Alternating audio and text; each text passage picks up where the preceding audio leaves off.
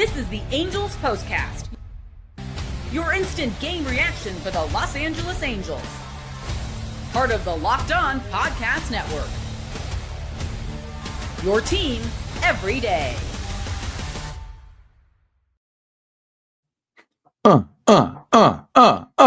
That's more like it. That's more like it. The craziness that is being an Angels fan, the peaks, the valleys, the roller coaster. We're back. We're back. And today we're on the top. We're at the peak. As I hear the people behind me, my parents screaming that the Giants win, I'm in here celebrating because the Angels win. A 6-5 walk-off. Travis d'Arnaud plays hero again. Plays hero again in another game that's got you feeling like this team is a good baseball team. And then you come back to life. You give up a big inning. You blow a big lead. You're reminded that this team is average. Go ahead. You blow that lead. And then Travis d'Arnaud comes through again. Before we jump into it, shout out to everybody in here. Love to see all of you so much, especially after a win like this. I didn't predict a win or a loss today. I know you guys are glad I didn't predict a win. But more importantly, you start a series against a decent baseball team with a very encouraging win. And you still have an opportunity, despite everything that has gone on this week. 2 of the worst losses of the season, a frustrating sweep against the Blue Jays. You still have a shot. You still have a shot to make it a positive 2 weeks to open the month of July before the All-Star break. And I can't believe I am saying that with everything I was saying yesterday with the roller coaster that is this team. But with all that being said, let's not waste any time. Let's jump into the freaking turning point. Time to reveal where the game was won or lost. It's the turning point. Of course, it's the turning point. It's the bottom of the 9th inning. And of course, Travis d'Arnaud does come through with the walk-off single. But there were a couple things that went on in this inning that were interesting. First off, I don't know about you guys, but I don't really love seeing Kevin Newman replace Yoan Moncada. I don't care if he has to switch sides. I don't care if maybe we're not confident in that. Why are we taking out Yoan Moncada for Kevin Newman? I don't understand that. And if it is take out Yoan Moncada, put in Jorge Soler, right? Or put in Travis d'Arnaud here. I hated seeing Kevin Newman. He hits a fly out. You're thinking, okay, we're going to waste this bottom of the 9th opportunity. And O'Hoppe has a great at-bat. And it's a great thing to say that in the clutch, Logan O'Hoppe, of all people, has really a good game. Let's be honest. He had one of his better performances. Despite one hit, he has 2 walks. But the fact that he gets one of them in the biggest moment, nobody on, 1 out, and it's a good at-bat from Logan O'Hoppe, right? Does he swing and miss at a sweeper on a 1-2 pitch or a 2-1 pitch? Yes. But he also has a couple good takes. Bacchus made it pretty easy on him with a couple pitches nowhere near the zone, including that 3-2 sweeper that hits him in the foot. That puts O'Hoppe on. Rengifo comes up, and boy, oh boy. I don't know if it's a guy improving his trade value before the deadline or a guy trying to keep his spot with both Moncada back and now Christian Moore looming, right? I don't know what it is, but Luis Rengifo, what a game for him. 3 hits, the biggest swing of this inning until it wasn't, with a professional at bat, like we love to say. Goes up 2-0, takes 2 sinkers below the zone, easily could have swung at either of them, swings at neither. You're up 2-0, you get a sinker in not really a terrible pitch, bottom right corner of the zone, outside corner, and yet Rengifo clearly was sitting it. That's how you know a guy is confident. If he's able to spit at 2 sinkers just below the zone and then take a sinker that's not even down the middle or anything and absolutely rip it up the middle. I mean, 109.2 exit velo, frozen rope to center field, first and second. And then again, the Angels elect not to go Soler. They go Travis d'Arnaud. But can you blame him? The guy has an OPS over 800 against lefties. He's a guy that comes through in the clutch many times, despite him not having a bunch of hits this year. Every single hit from this guy is clutch. And it was no different tonight. Another professional at bat where you fall behind 0-2, but then you take 2 pitches. I mean, that 1-2 sweeper, or excuse me, that 1-2 sinker barely misses the zone. And then he fouls off a sinker, and then I don't know what to call that hit there. I don't know if it's a bloop. I don't know if it's a weak liner. I don't know what it is, but he hits one down the line. It gets down. O'Hoppe scores, and they mob d'Arnaud as the Angels win. I absolutely love to see it. But again, the encouraging things in this inning, not just the Travis d'Arnaud RBI single to win it. It's the fact that Logan O'Hoppe starts the rally, period, but let alone with a bat where he doesn't make a fool of himself swinging at bad pitches, and he takes a walk. Music to our ears. Luis Rengifo, looking like the Luis Rengifo of the first half of last year where he was our best player, right? 3 hits, a great at-bat here, huge line drive, and then d'Arnaud comes through. So, yes, of course, d'Arnaud has the big swing, but you cannot forget everything else that happened in this inning. Extremely encouraging, and to keep the trend going, that was a quick turning point because it was just one inning, but let's get to the other main talking point of this ball game. This is what you'll be talking about. I know, I make all the jokes about roller coaster. I make all the jokes. It's a drinking game at this point, talking about how many times I'm going to say coin flip. The Angels have another coin flip game, right? And it's after 2 of your last 3 games were the most embarrassing blowouts ever. So I could come here and just say, hey, we got a coin flip and we came through. Case closed, case dismissed. Once again, this team in the clutch, they come through. This team in coin flip games, they come through. But I want to talk about the lineup tonight. And I don't know what it is with this team, but they just flip a switch at times where they look like not only it's easy to look and say, oh, the Angels have 12 hits. They had a good game, right? That would be the easy thing that anybody could do, right? We can all just say that in a second. But the 4 strikeouts tonight, the 8 walks tonight, to go along with the 12 hits, this was one of the more all-around offensive performances of the ballgame, right? The fact that you only score 6 runs maybe clouds that a bit. You think this was an average game where the Angels, had a huge first inning and then didn't really do anything else. No. This is a game the Angels deserve to win because they only struck out 4 times. They had 8 walks.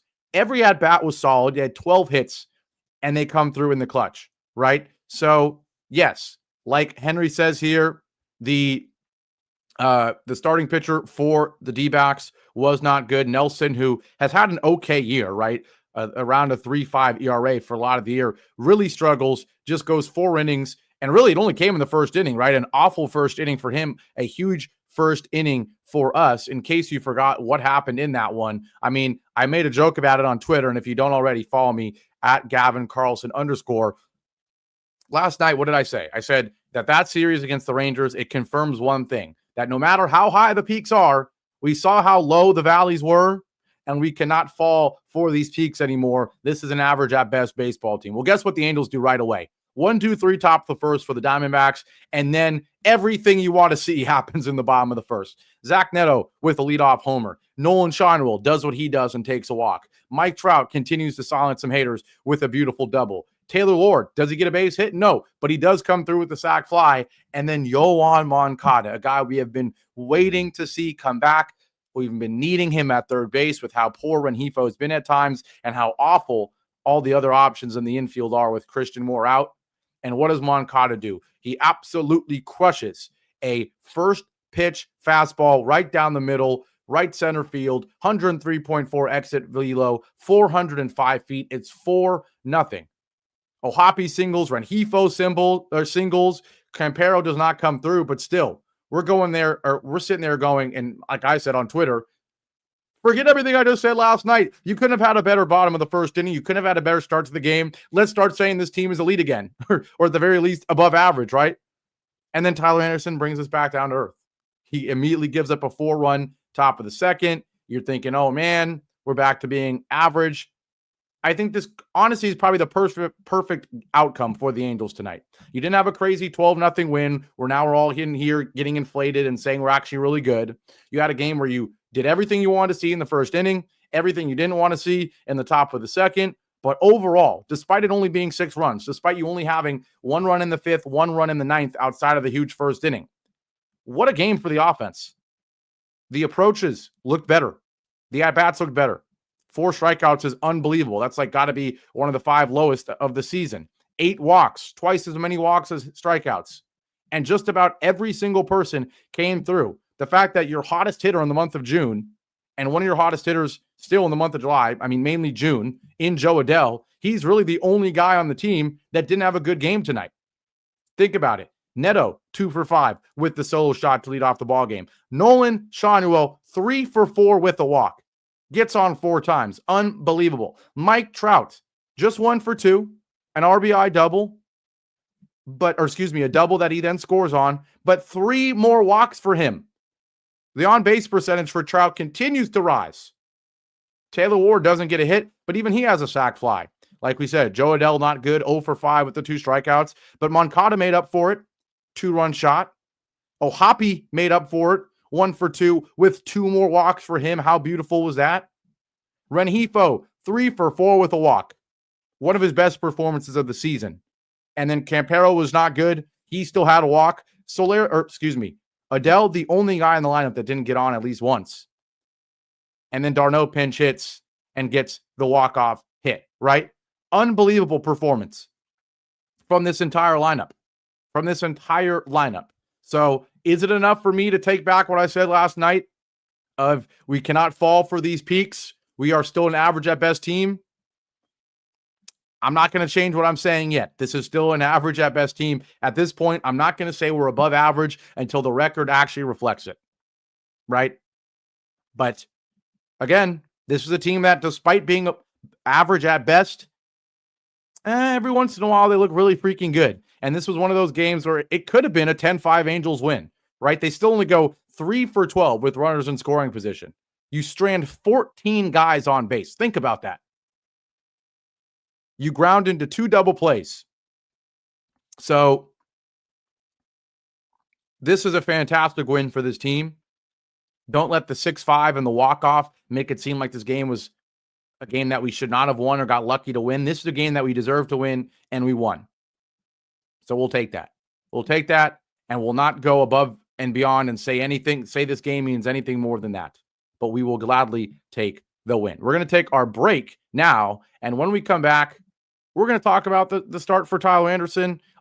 Really want to have a deeper, quick conversation about the rotation with the Jack Kohanowitz news as well. I know you guys are interested in the draft. I'm not going to talk about that just because the Super Halo Bros just dropped a banger video this morning, a banger podcast episode this morning about the draft and who they want to see selected. So we will let that be the voice of the channel in terms of our opinions on the draft. I honestly agreed with everything they said. I think the Chris Sale clone would be the best option. But let's take our break. We're going to talk about the rotation a little bit, and we'll look forward to the rest of this series. All right, we'll do that after our break here on the winning edition of the Locked On Angels Postcast. Now, on this Friday, today's show is brought to you by Supply House. Get the supplies you need from the site made for the skilled trades, Supply House. Whether you're in plumbing, HVAC, or electrical work, Supply House is the reliable way to order products online. Their easy-to-use website is packed with helpful resources and the latest product info to help you get the job done right. Plus, with a complete inventory of over 200,000 parts from 400-plus top brands, you'll find exactly what you need, delivered fast from coast to coast. If you need help with an order, Supply House offers expert support and industry-leading service, so you'll always talk to a real person. And for trade pros looking for an extra edge, their free TradeMaster program offers exclusive perks like a dedicated phone line, free shipping, and discounts on every order. Thousands of skilled professionals are already taking advantage. Now it's your turn. Join the TradeMaster program today at supplyhouse.com/TM and start ordering plumbing, HVAC, and electrical supplies with just a few clicks. Plus, use promo code SH5 for 5% off your first order. That's supplyhouse.com. And today's show is also brought to you by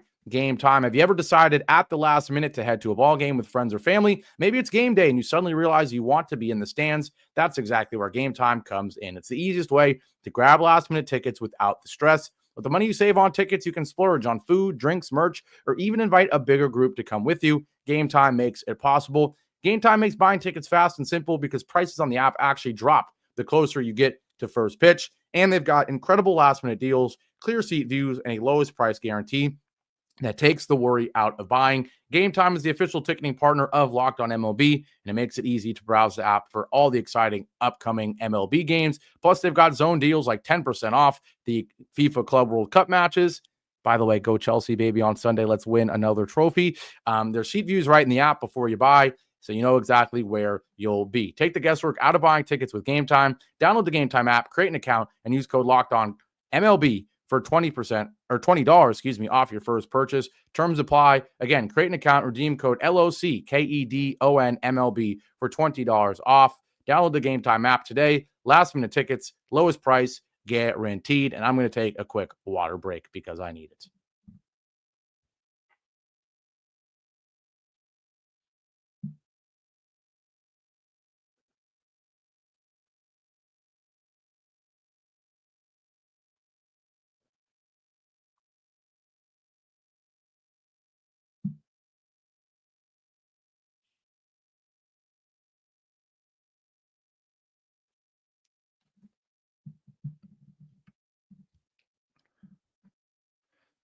The voice was killing me, but I am back.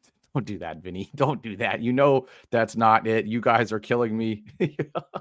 Oh, my goodness. There you go. There you go, Jesus. I love it. I love it. I love it. But we're back here. As you can tell if you're in the live, back here live, having a fun time because the Angels picked up a fun win. Although Jesus is coming here trying to kill the vibe, saying he's a Tottenham fan. Oh, my gosh. That's disgusting. But you know what's not disgusting? A 6-5 walk-off win thanks to Travis d'Arnaud in the bottom of the ninth. A beautiful ninth inning where we see a Logan O'Hoppe walk start it, a Luis Rengifo frozen rope up the middle, and then a game-winning swing from Travis d'Arnaud to cap off, as we broke down, a fantastic, beautiful performance from the Angels lineup today. 6-5 does not do this game justice. And honestly, the stat line is with Tyler Anderson in this one. He goes 5 innings, 8 hits, 4 earned runs, of course, all of them coming in that top of the second inning right after the Angels jump up to a 4-0 lead. He falls apart. I don't really know what to say about this start because we saw the pros of Tyler Anderson and we saw the cons of Tyler Anderson, right? This is a guy whose stuff is not electric enough to go through 5 innings without getting beat at least once. But this is also a guy who is enough of a veteran, enough of a pitcher, not just a thrower, to still bounce back from a horrible inning like that and still get you 5 innings when a guy like, Jack Kohanowitz, after that inning would have crumbled and fallen apart, right? So not a good inning for him there, but you do have to give him credit for bouncing back in innings 3, 4, and 5 to be able to make it a game where you don't need 6 innings from your bullpen. You only need 4, and the bullpen did its job other than, of all guys, Reed Detmers. Brock Burke with a perfect 6th inning. Fermin with a perfect 7th inning. His ERA is down to 2.81. He's been phenomenal. And then of all the guys to give up the run, it's Reed Detmers. He gives up the solo shot off Randall Grichuk, of all people, who had 2 home runs tonight. I don't know what the heck was going on. Randall Grichuk with 2 homers, but outside of that, the Angels bullpen was perfect. And Kenley Jansen with a pretty solid save there, or not save, win with that inning in the top of the 9th. So I'm still, overall, you got to be satisfied with the pitching performance. Reed Detmers is showing he is human, but to see Fermin become a guy we can trust. Brock Burke, anytime you can get a good inning from him, you will take it. He's very up and down, but you will take it. Reed Detmers, would love to not see the home run there, but it's okay. There was only one. And then Kenley Jansen continues, for the most part, to get the job done whenever we need him. So really just a all-around encouraging win tonight. Even that Tyler Anderson 4-run second, that's really the only negative of this ball game, and even that was made up for with the rest of this game. So very encouraged with this win. And now, how do we keep it going? In case you missed it, Jack Kohanowitz was sent down. Kind of a smart time to do it where you aren't going to need a starting pitcher for the next week, right? He's not scheduled to start Saturday or Sunday. And then, of course, you've got the All-Star break. So smart time to do it. Let him get away from the team a little bit, think about himself, try to figure some things out. We'll see what the Angels do with the starting rotation. We have not used a 6th starting pitcher once this entire season. So it's been a luxury that we've been able to be consistent there, even though 2, if not 3 of the starters in the rotation have not been that great this year. Still, the consistency there is nice. We'll have to see what the Angels do. Of course, like Vinny says here, wonder if it's going to be Caden Dana. Maybe we do something at the deadline and acquire a pitcher. I don't want to see that.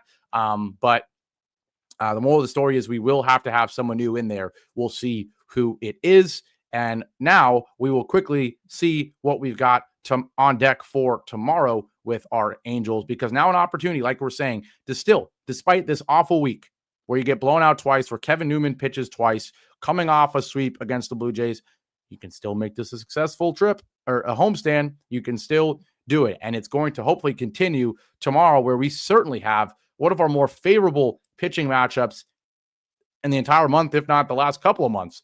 Kikuchi, our ace, yes, he's 3-6, but the ERA is 3 versus Gallen, who has not been good. 5.15 ERA, 7-9. So an opportunity for the Angels here to win the series right away, not even have to wait till Sunday to do it. I am so tempted to not say this, guys, and I know you're going to kill me, but I'm calling an Angels win. It's just, you have to do it. It's the logical thing to do. And honestly, the Angels are illogical, so there's a decent chance they could lose this game tomorrow, but we have a clear pitching advantage. We're coming off a really good, well-rounded win today, so I'm sorry. 187 OMG saying, don't say it, and then he says, dang it, he said it. Vinny saying, no, I know, I'm sorry, but I'm calling the win. Totally agree with you, Larry. Joe Adell was screwed. It was already disappointing he was not picked, but the fact that he was not picked after given an opportunity, very, very frustrating. Damn it, La Habra says, you've screwed us all. Aaron says, you jinxed. You say, I'm sorry, I'm sorry, I'm sorry. My job is to tell you what I think is going to happen. At least TJ's in here agreeing with me, saying we're going to win the game. Eric says you're going to get it right one day. There we go. Turn the tide. Dusty saying W Gavin, W Halos. 12-2 is what he's calling. I don't know about that. If you're going to ask me, I'm going to say 7-4 Angels tomorrow. And the player of the game, it's going to be Mike Trout. Enough of this, him being great getting on base. I want to see him take 1 or 2 deep like he did a few days ago and have everyone shut the heck up on Trout for good going into the All-Star break, because he really has been great. But with all that being said, we're going to wrap this one up. I know a lot of people asking about the draft. Again, if you missed it, Super Halo Bros with a phenomenal episode earlier today about that. If you're curious on my thoughts on the deadline, I'm going to keep saying the usual. I think tonight, even though Taylor Ward wasn't terrible tonight, another great example of why Taylor Ward is a guy you can trade, right? He didn't come through first and second, nobody out earlier in the ball game. If we lost the game, I would have blamed that as the turning point. First and second, no productive out there with nobody out, leads into no runs in that inning. Also doesn't come through later in the game. Nathan says, enough about trading Taylor Ward. Vinny says, trade Taylor Ward, trade Taylor Ward. Halo says, don't trade Taylor Ward. Wow, JCH says, trade Vinny. Oh, there's beef in here about Taylor Ward. I think it shows you how polarizing he is. Israel says, trade Taylor Ward and call up Lugo. I'm pro trading Taylor Ward. Once Christian Moore comes back and is the everyday second baseman again, maybe you throw Rengifo into the outfield. But enough about that. We're not going to talk about the trades anymore. We're going to celebrate the win. Angels 6, Diamondbacks 5. Travis d'Arnaud, the hero. I'll see you back here tomorrow. Another night game. So I'll see you in here late on a Saturday night, hopefully after another Angels win. I'm calling it 7-4. And if I'm right, I'm going to let you guys know. Let's have a great rest of our Fridays, and I'll see you back here tomorrow. Take care and go Angels, baby. Like that, baby.